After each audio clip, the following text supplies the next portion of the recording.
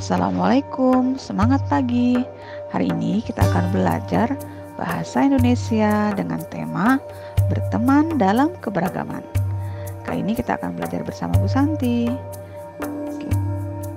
Tujuan pembelajaran kita kali ini, yang pertama, melalui latihan berulang, peserta didik dapat menulis kalimat dengan menggunakan tanda baca koma. Yang kedua, melalui membaca, peserta didik dapat memahami cerita fabel. Yang ketiga, melalui latihan, peserta didik dapat mengidentifikasi kata sifat dan antonim. Yuk kita simak cerita berikut ini. Cerita yang berjudul Rahasia Kaki Itik. Di sebuah hutan tropis Kalimantan, saat musim hujan telah berlalu, udara yang panas menerpa dan daun-daun pun mulai mengering.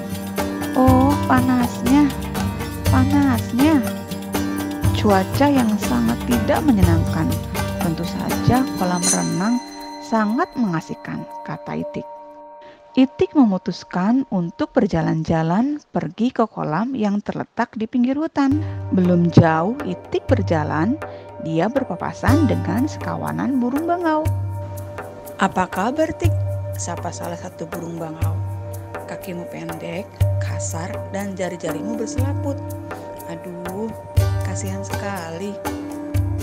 Lalu sekawanan burung bangau itu berdiri di depan Itik. Lihatlah, kaki kami panjang dan bersih. Kami bisa melompat dan menari. Itik mempercepat langkahnya. Dia pergi meninggalkan sekawanan burung bangau itu. Itik terdiam. Dia menatap kakinya. Oh, mengapa kakiku pendek, kasar, dan berselaput? Itik terus berjalan. Setengah jalan menuju kolam, Itik dipanggil oleh burung elang. Burung elang lalu hinggap di depan Itik. Lihatlah kakiku ini, kokoh dan kuat dengan kuku-kuku yang tajam. Julukan Itik sekaki pendek dan kasar sering terdengar di telinga Itik. Hatinya sedih sekali, tapi dia tidak mau terlihat menangis seperti ini. Akhirnya Itik sampai ke kolam. Sewaktu dia mulai mendekati tepian kolam, dia berdiri diam menatap kedua kakinya. Kakiku pendek, kasar, dan berselaput. Mengapa aku tak mempunyai kaki indah seperti mereka? Tanya Itik pada diri sendiri. Sementara itu, sekawanan burung bangau kecil begitu asik bermain bola. Suatu ketika, salah satu si bangau kecil terpeleset dan biur. Tolong! Itik mendengar teriakan minta tolong. Dengan satu kayuhan kakinya yang kuat dan tendangan kakinya yang penuh tenaga, Itik berenang meluncur ke kiri dan ke kanan. Hap! Satu sayapnya meraih si bangau kecil, lalu menariknya ke tempat aman. Di saat berenang tadi, segera Itik menyadari, kakiku yang pendek dan kasar dan berselaput ini ternyata sangat berguna untuk berenang dan menyelam, gumam Itik. Sebuah senyuman merekah pada bibirnya. Terima kasih, Tik, telah menyelamatkan anakku. Maafkan aku, Tik, tadi aku mengejekmu, kata burung bangau penuh penyesalan. Ya, Itik tahu pada akhirnya, setiap makhluk mempunyai kekurangan dan kelebihan. Bagi seekor Itik, kelebihan apa lagi yang bisa lebih hebat dari keahliannya berenang? Bagaimana ceritanya? Menarik bukan? Dari cerita Itik kita dapat belajar bahwa setiap makhluk memiliki kelebihan dan kekurangan. Oleh karena itu, kita harus selalu bersyukur karena Tuhan telah menciptakan kita begitu sempurna. Dari cerita Rahasia Kaki Itik tadi, kita dapat belajar beberapa unsur bahasa. Yang pertama yaitu cerita Rahasia Kaki Itik tadi merupakan cerita fabel. Dan juga kita belajar penggunaan tanda baca koma, kata sifat, dan antonim kata.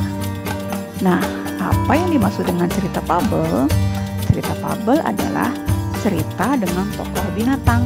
Nah, dalam cerita fabel, tokoh binatang berperilaku seperti manusia. Seperti tadi pada cerita Rahasia Kaki Itik, di situ Itik berperilaku seperti manusia, menolong orang, berenang, dan lain sebagainya. Nah, contoh lain dari cerita fabel adalah si kancil dan buaya. Unsur bahasa selanjutnya yang kita pelajari adalah tanda koma. Nah, tanda koma digunakan sebelum kata tetapi. Contohnya pada kalimat Itik merasa sedih tetapi hanya diam.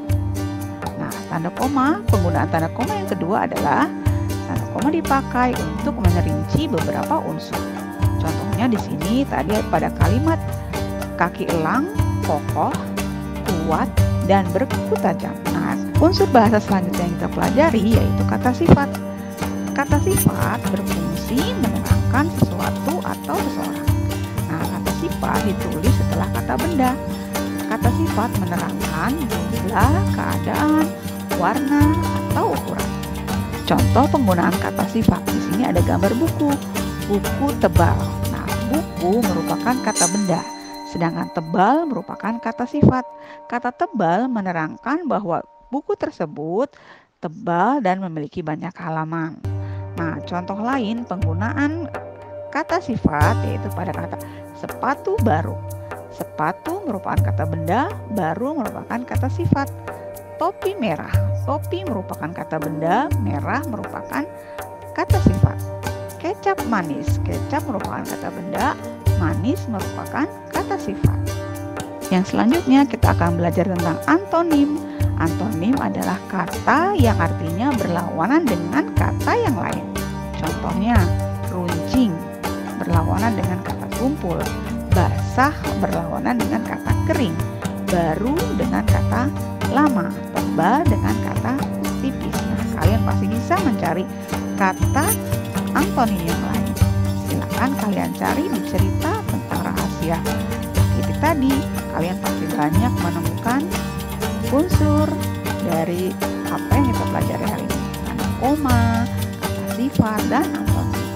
Pelajaran kita cukup sekian. Semoga kalian bisa mempelajari semua yang kita bahas hari ini. Selamat belajar.